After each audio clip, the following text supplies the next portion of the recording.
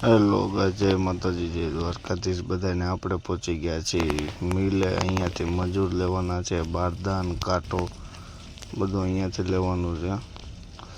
આપણે ઉઠીને ચા પાણી પીને અહીંયા આવી ગયા છીએ અને આ સામે પડી જાય સુપર કેરી. એની અંદર બીજા મજૂરની ટુકડી બેસીને બીજી જગ્યાએ જાય. પછી આપણે વિચાર્યું કે મજૂર આવે ત્યાં સુધીમાં માવો બનાવી લઈ, એટલે હું જે કોઈ માંગે નહીં ભાઈ. આ માવામાં પાછું એ થાય ભાગ બહુ પડે, એટલે કીધું ફટાફટ માવો બનાવીને આપણે ખાઈ લઈ. ચૂનાને મસ્ત ચોળી નાખો ને પછી બનાવ્યો માવો બાવો ખાઈને કંઈક મૂડ આવે. પછી એમ તો સવારમાં ચા પછી માવો એક ખવાઈ ગયો હતો, પણ આ બીજો માવો હતો. પછી આપણે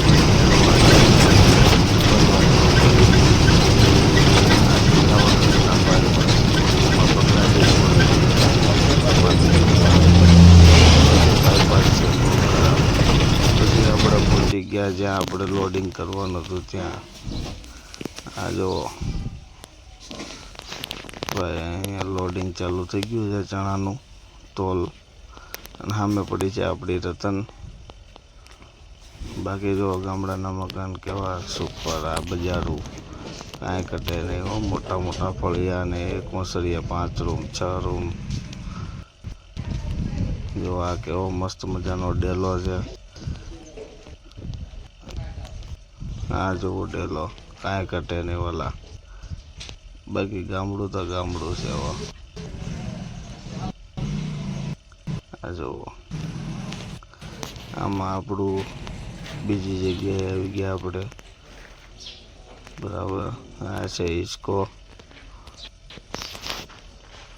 આ છે સામે ફરજો, ત્યાં માલ પડ્યો છે બધો. આ જોવો રજવાડી ગેટ. આપને બહુ મજા આવી આ જોવામાં, અને આપને આવું ગમે એટલે આપણે એક વિડીયો પણ શૂટ કરી લીધો. આ છે રજવાડી ગેટ, કાંઈ ઘટે ને ભાઈ. આ પડી આપણી ગાડી. માવો બાવો ખાઈને પૂરો વિડીયો બનાવે છે. આપણે પછી જતા હતા દુકાને. આ જોવો ગામમાં લીમડો છે, હાઈ ક્લાસ, નીચે બાકડા છે, બધા બેસીને આરામથી મજા વાતો કરે. કોઈ બાકાજીકી બોલાવે, કોઈ રાફાજી કે, એમાં કાંઈ ઘટે નહીં ભાઈ. એને બાકી આપણે ગયા પછી સોડા પીવા માટે. આ અહીંયા ચૂંટણીનું ચાલુ છે તો ભાજપના ઝંડાઓ લગાડતા હતા. ના કેજરીવાલનો ભાઈ નાનો. પછી આપણે દુકાને જઈને સોડા બોડા પીને પાછા આવી ગયા જ્યાં આપણું તોલ ચાલુ હતો ત્યાં. આ જોવા આજે આપણે ઘઉં ભરવાના છે. આપણે બેઠા છીએ મસ્ત ગાડાની બાજુમાં. આને કહેવાય ગાડું, જે પહેલાં બધા વાપરતા હતા. હવે તો બહુ ઓછું થઈ ગયું, નથી વાપરતું કોઈ. બાકી તોલ ચાલુ હતો, આપણે બેઠા હતા.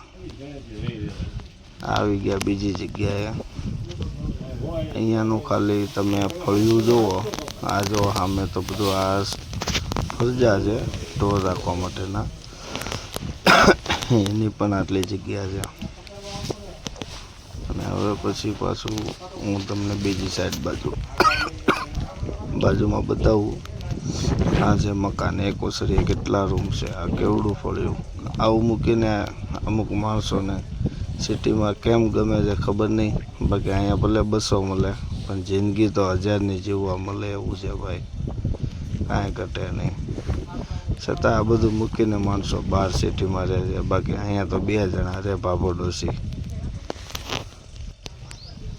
આપણે જે બીજી જગ્યાએ આવ્યા હતા ત્યાં મસ્ત ગાય હતી. અહીંયા પણ જુઓ એવું જ મોટું ફળિયું, ઝાડવા, ગાય, શુદ્ધ ખાવા પીવાનું. મકાન બી હાઈ ક્લાસ છે, પણ યંગ લોકો ન હોય એમ.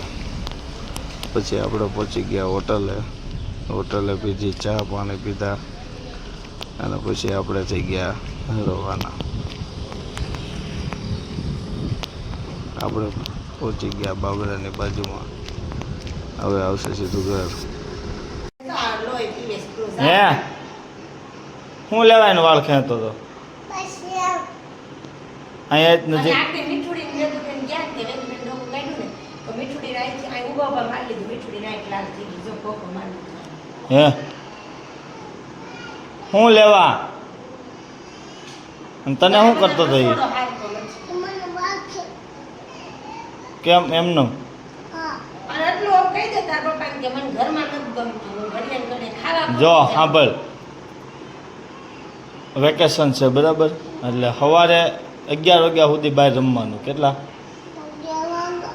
હા સાંભળ મારી વાત 11 વાગે બહાર અંદર વી આવી ને પછી સાંજે સીધું નીકળવાનું 5 વાગે કેટલા વાગે બરાબર અને અંધારું થાય એટલે ઘરે વ્યૂ આવવાનું હવે મને ફોન આવ્યો કે આ આવી રીતના નથી જાતી નથી માનતી એટલે હું આવીને સર્વિસ કરી નાખી બરાબર ટાઈમ પૂછી લેવાનો કેટલા વાગ્યા અને આજ કેવું કર્યું ગુસ્સો બાલ મંદિરે નો આવી હરે ઈ કે ભાવના બાની જાય છે ને એટલે ધૂળ લેવા જવું ધૂળના રમકડા બધા આકે હું બાલ મંદિર નો જાઉં એની આને રજા પડી કાલ પડવી હતી આજ તો મેં પાડવી જ નથી પછી સાર્થકને આને લીધો ને આને સાર્થકને લઈને બાલ મંદિર ગયો. અને તું કેમ મેલા તોફાન કરે છે એવા બધાય હે રોતા નહીં આવડે એટલે સાનો મનો રે તો બે ની નકર ભીં પડી જાય. એટલે આપણે જઈને થોડીક એમ નાટક કરમાં લોહી પી જાલબેન તો બહુ બી જાય પણ આ ભાઈ નો બીવે આ તો ભાઈ હામાં પડે ચલો ગુડ બાય જય માતા